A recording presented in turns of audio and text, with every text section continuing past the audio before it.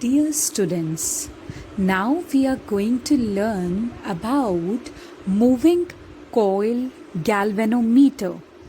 Okay, in the previous video, we saw that if a current carrying coil is placed in a magnetic field, then the same current carrying coil experiences a torque which leads to the rotation of the coil.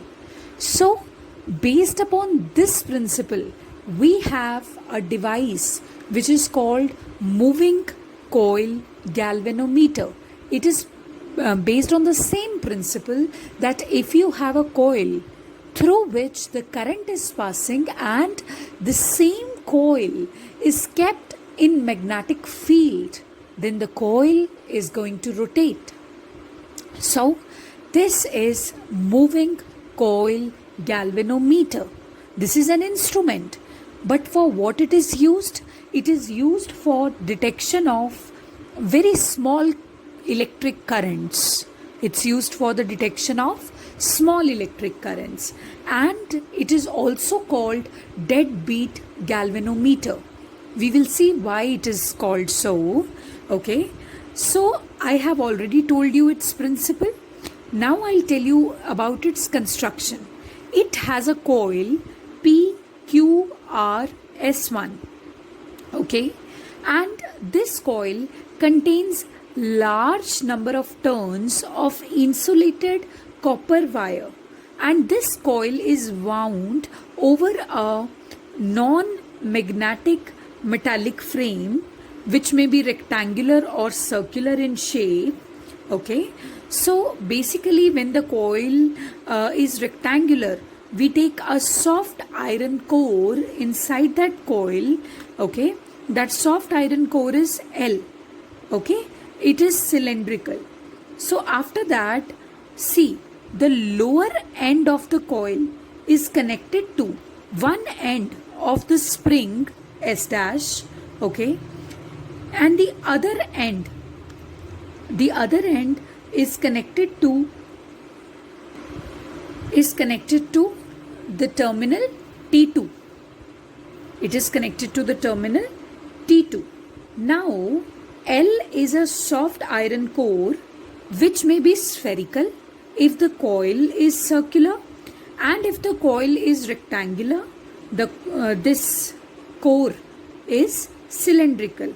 It is held between the coil so that the coil can rotate freely without touching the iron core and the pole pieces. The coil rotates around this iron core.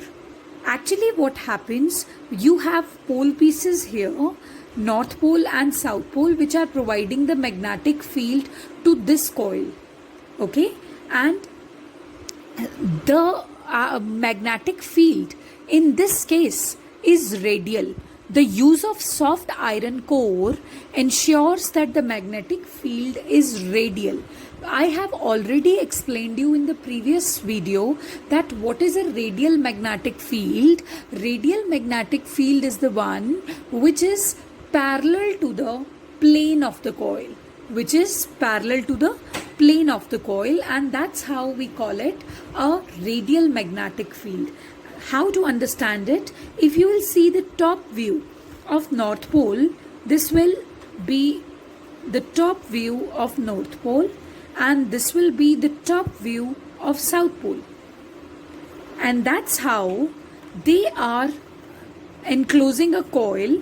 And what is the situation happening here? The magnetic field lines are, of course, parallel to the plane of the coil, and that's how the things work.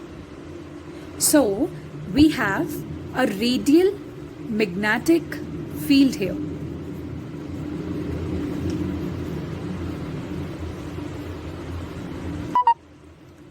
Next thing to analyze is that this whole coil is suspended through this strip.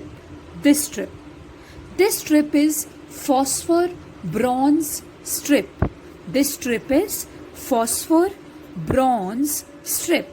And what is the purpose of this strip?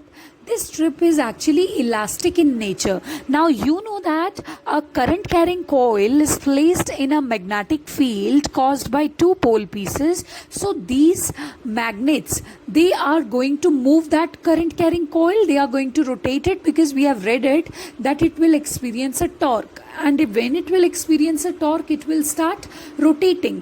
When it will start rotating, there will be a turn in the phosphor bronze strip also. So when there will be a turn in phosphor bronze strip, a mirror is kept to record how much deflection has actually occurred. So this is a concave mirror which is kept here for measuring the deflection in the phosphor bronze strip. So basically, what is going to happen when this coil will rotate under the action of these two pole pieces? It will rotate the phosphor bronze strip also, and when it will rotate the phosphor bronze strip, so a deflection will be produced in that. But as I already said you, it is very elastic. It will try to come back to its original configuration. So first of all, in last year you studied about restoring force and deflecting force, okay, but here you will study about deflecting torque and restoring torque. So this one is a deflecting torque which has deflected this phosphor bronze strip, but since this strip is pretty much elastic, it will try to come back to its original configuration. So a restoring torque will come into the picture, and that's how we are going to say that the deflection produced will be counterbalanced. So that's why we are going to deal with restoring torque over here. So let us study the theory. Suppose the length of the coil, that is PQ, that is L, okay, and B is the breadth of the coil, which is QR. Next is, suppose capital B is the strength of the magnetic field in which you have suspended the coil, the magnetic field produced by these two pole pieces. Suppose capital I is the current passing through this coil. Now see, there are two angles, one is theta and one is alpha. If you have a plane of the coil like this, okay, and this is the direction of magnetic field, so that magnetic field, what angle it makes with the plane of the coil, that is theta. Whatever angle this magnetic field makes with the normal to this plane, that angle is alpha. Remember that there are two angles, theta and alpha. Theta is that angle which magnetic field makes with the plane of the coil, and alpha is that angle which magnetic field makes with the normal to the plane of the coil, okay. And we studied that tau is equals to NIBA cos theta, but when you replaced theta by 90 degree minus alpha, the formula became NIBA sin alpha. In terms of theta, the formula deals with cos theta. In terms of alpha, the formula deals with sin alpha. So if it is already told to you that in a moving coil galvanometer, extreme care is taken that the magnetic field is always radial. So this means theta is equal to 0 degree. Radial का मतलब क्या है? Magnetic field plane के parallel जा रही है तो theta तो 0 ही होगा, लेकिन अल्फा 0 नहीं होगा, अल्फा 90 डिग्री होगा, okay, because alpha is 90 degree minus theta, so alpha will be 90 degree, right? So tau, if you will put the value of alpha here, NIBA is the value of the torque which you will get. Due to this torque, the coil rotates, the phosphor bronze strip gets twisted. As a result of it, a restoring torque comes into play जो उसको उसकी original configuration में return करने को try करेगा. So suppose theta is the twist produced in the phosphor bronze strip, okay. You remember the Hooke's law which always said that force is directly proportional to the displacement. Like if you are stretching a string, the amount of force that you are applying will be directly proportional to the elongation in the string which is produced, and that's how we got F is equal to kx, like that. Similarly, tau in place of force you have tau. Tau is directly proportional to theta. जितना ज़्यादा यहाँ पे torque act हो रहा है इस coil पे, उतना ही ज़्यादा ट्विस्ट होगी फॉस्फोर ब्रॉन्ज स्ट्रिप, उतना ही थीटा से डिफ्लेक्शन होगा. So torque is directly proportional to theta. So tau is equal to K theta. Tau is equal to K theta, where K is a constant of proportionality. But tau also has a value NIBA. सो NIBA will be equal to k theta. So I will be equal to k upon NBA into theta. I का value find out कर लो. Now this k upon NBA is a constant, and equality and a constant can be replaced by direct proportionality. So I is directly proportional to theta. So this means more the current passing, more will be the deflection. I hope you have got it till here, that I is directly proportional to theta. It means when you use moving coil galvanometer to measure the current, तो आपको पता नहीं है किसी circuit में कितना current flow कर रहा है. सपोज करो you have a circuit in front of you and you don't even know whether the current is flowing through it or not, and these two terminals T2 and T1, suppose they are connected to two ends of that circuit. जैसे ही coil deflect करने लग जाएगी, okay, coil deflect करने लगेगा और angle की value ज़्यादा आएगी, तो इट मीन्स कि करंट बहुत ज़्यादा फ्लो कर रहा है सर्किट में.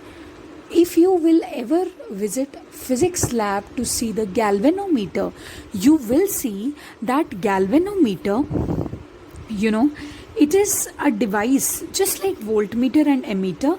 There is a needle which rotates like this, So this means more the rotation of that needle, more will be the current flowing through the circuit. So this is how we get to know how much current is flowing through the circuit. Okay, so what you know, that I is equal to k upon NBA theta. This k upon NBA is a constant. Okay, it's a constant quantity which the manufacturer of galvanometer will tell you. So I will be equal to G theta. Suppose I have named this whole quantity as G. This G is a galvanometer constant. K means per unit turn में कितना twist हो रहा है. Okay. N means what are the number of turns in the galvanometer. B means how much capable these pole pieces are, how much magnetic field they can provide. A is area. Very simple. So all these things are already pre-decided by the manufacturer. So this is constant which is always specified on the galvanometer. तो क्या होगा अगर आपको angle पता चल जाता है ना कि कितने एंगल से डिफ्लेक्ट हो रहा है, आप इसमें पुट करिए, आपके पास करंट का वैल्यू आ जाएगा, that how much current was actually there available in the circuit which you already did not know, but with the help of MCG, moving coil galvanometer, you have eventually calculated it.